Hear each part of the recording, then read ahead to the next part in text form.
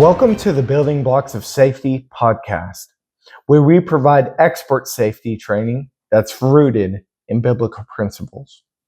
I'm your host, Benjamin Risk, and thank you for tuning into episode 4 of this podcast.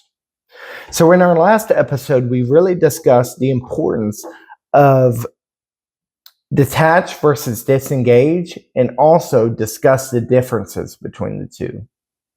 In this episode, I believe that we're going to discuss the most important block in the series, which is having a Christ-centered perspective. Let me ask you a question. Why is having a Christ-centered perspective even important when you're dealing with an emergency? We'll get to that answer shortly. Well, let me first start this by saying this phrase. Pre-decision is most effective through a Christ-centered perspective. I'll say it again for you. Pre-decision is most effective through a Christ-centered perspective. Now, what does that even mean? I'll break this phrase down by discussing the definitions of some key words in this phrase, which is pre-decision and Christ-centered perspective. When it comes to an emergency, pre-decision means to decide on a course of action before an incident takes place, while having a Christ-centered perspective means to invite Jesus into every aspect of that situation. Which brings to my mind one of my favorite scriptures in the Bible, which is Proverbs 3, 5, and 6, which states to trust in the Lord with all of your heart. Do not lean on your own understanding. In all your ways acknowledge Him, and He will direct your path. Let me give you an example of a true Proverbs 3, 5, and 6 situation that I had to deal with. So this began when I first began in my law enforcement career. I was assigned to work a high school football game. Let me paint the picture for you. So when I walked into this high school football stadium, there was over 200 screaming, rowdy fans there. It was about 10 o'clock at night. I was working this football game by myself, and it was business as usual. So at that point, I was just doing my normal patrol and just walking around on foot, when all of a sudden, I had an uneasy feeling on the inside of me. It's like I discussed in my previous episodes, where the hair on the back of my neck began to stand up. All of a sudden, when I was walking, a guy came up to me.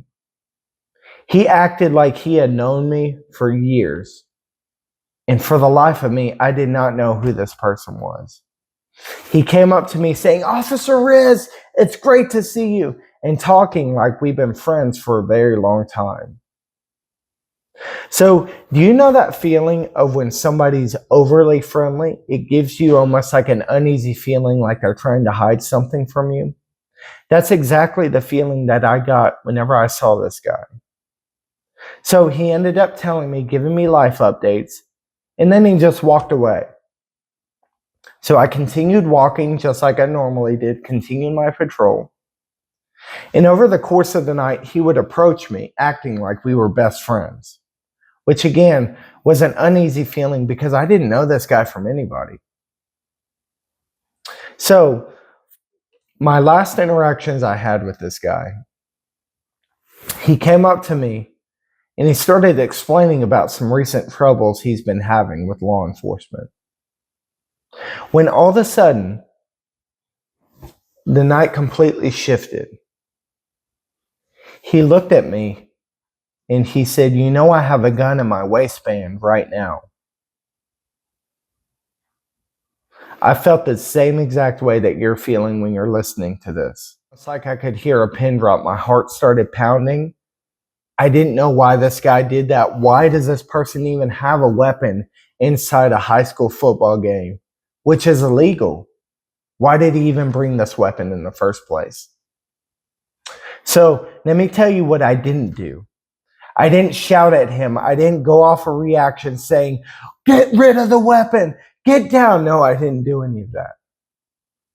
I slowly took a breath and invited Jesus into that situation.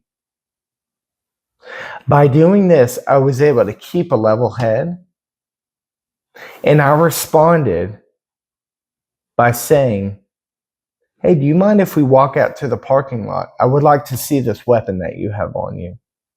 Completely calm, acted like he didn't just drop a bombshell on me. So we calmly walked to the parking lot, and then I asked him, "Could I see that pistol that you have?" And you know what he did after that? He handed me the pistol. So he gave it to me completely calm. I took out the magazine of that weapon, and it was a fully loaded pistol.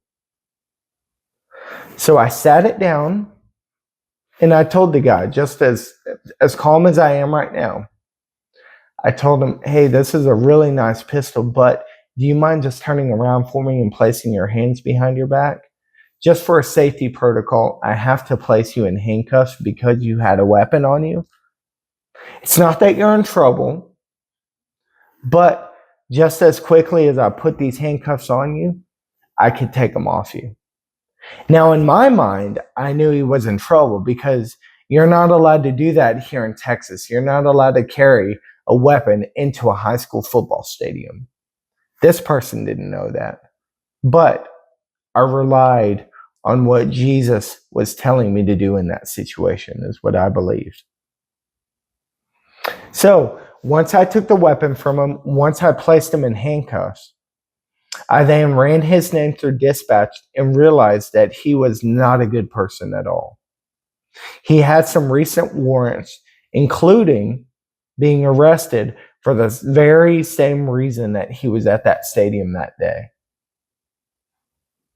So I ended up arresting him, taking him to jail, and seeing that he had a long list of offenses, just like he did at that football stadium. It's because I relied on what I believe Jesus was telling me to do, is why that situation was so calm the entire time. So in saying that story, let me summarize it with this. Why is having a Christ-centered perspective important when you're dealing with an emergency? Because you're allowing Jesus to constantly look at the situation rather than just relying on your own understanding.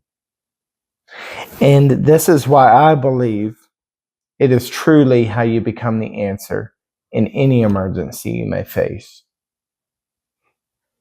If you would like to learn more information, please visit my website at www.ccd-security.com or click on the link below. Thank you for tuning into this episode and have a wonderful day. Good? Yes.